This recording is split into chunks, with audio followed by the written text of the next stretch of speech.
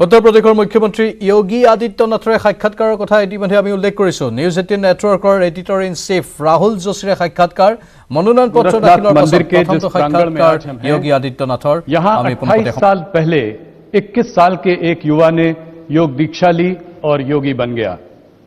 वही युवा पिछले 5 साल से भारत के सबसे बड़े प्रदेश उत्तर प्रदेश का मुख्यमंत्री है और आज चुनावी मैदान में अपने विरोधियों को ललकार रहा है। राज्य में विधानसभा के चुनावों की गर्मी बढ़ रही है और आज हमारे साथ हैं उत्तर प्रदेश के मुख्यमंत्री श्री योगी आदित्यनाथ। योगी जी, हमसे जुड़ने के लिए आज आपका बहुत बहुत धन्यवाद। धन्यवाद जी आपका। सबसे पहले आपको बहुत बहुत बधाई, आज आपने यहां से नॉमिनेशन फाइल किया। आपको हम लोगों की हार्दिक शुभकामनाएं। धन्यवाद। आखिरकार गोरखपुरी आप वापस आए, विधानसभा का चुनाव भी आप यहीं से लड़ रहे हैं।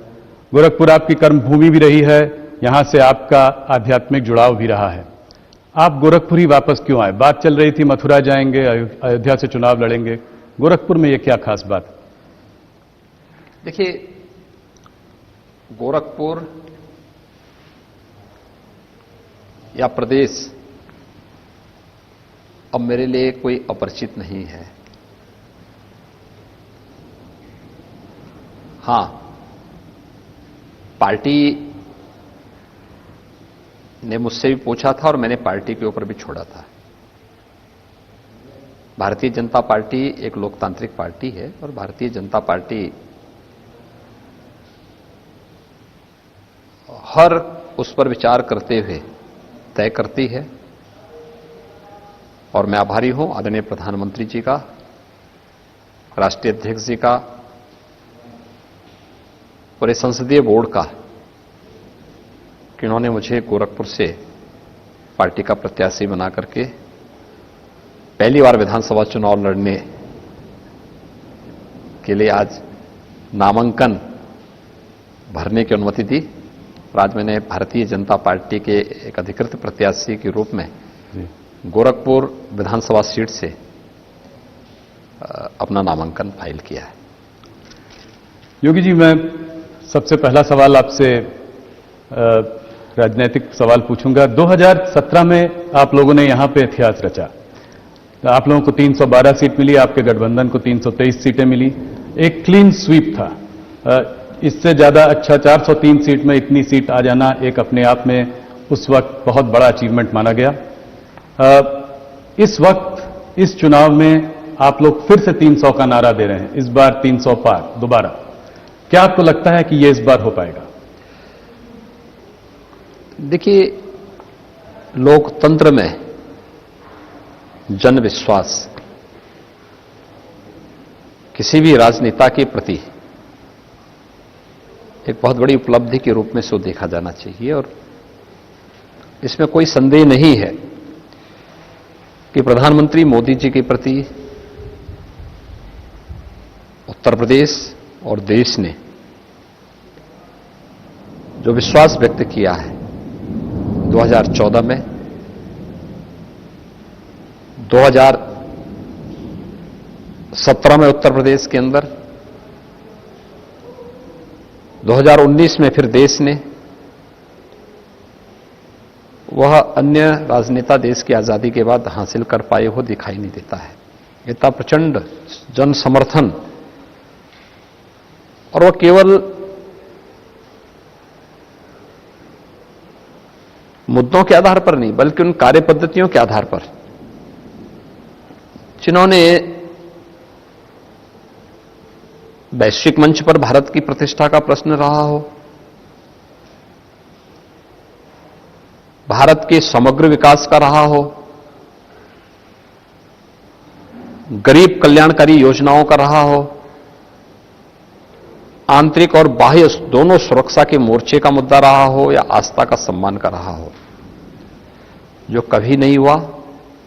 मोदी जी ने देश के अंदर उस प्रकार के कार्य करके आम जनमानस के विश्वास को जीता है। यही कारण है कि एक आम नागरिक का विश्वास प्रधानमंत्री जी के प्रति है, वह विश्वास आज बीजेपी को इस भारी समर्थन के रूप में देखने को मिल रहा है।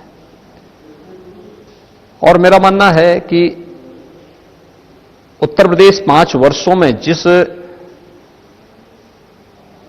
जीवन के प्रत्येक क्षेत्र में जो कुछ भी कर पाया है, ये प्रधानमंत्री मोदी जी का मार्गदर्शन, उनकी प्रेरणा इसके पीछे रही है।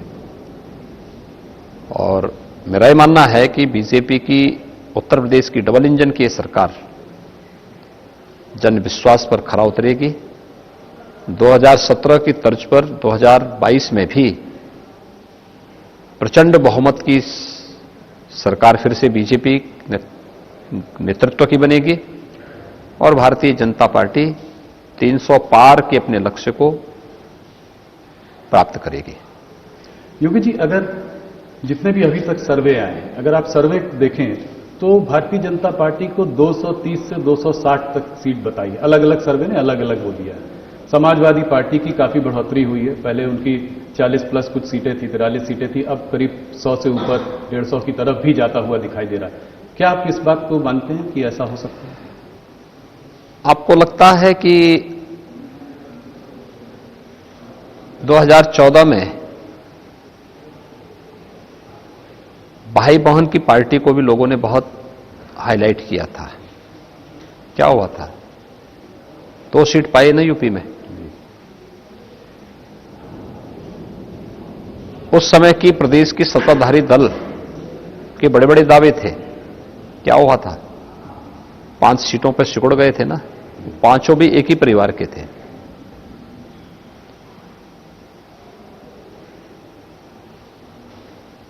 2017 में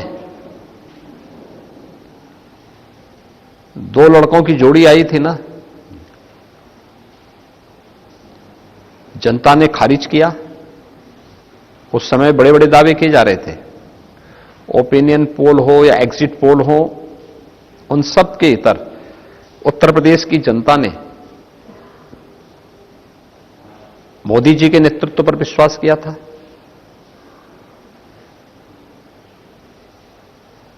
भारतीय जनता पार्टी को अपना समर्थन दिया था। 2019 में महागठबंधन बन गया था।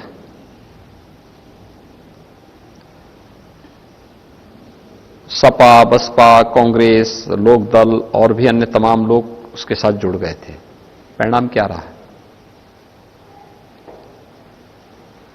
भारतीय जनता पार्टी 64 सीट पाकर के नंबर 1 पर थी। जी। नंबर 2 पर जो थी वो मात्र 10 सीटें पाई थी, बहुजन समाजवादी पार्टी। समाजवादी पार्टी मात्र 5 सीटों पर सिमट गई और कांग्रेस 1 सीट पाई।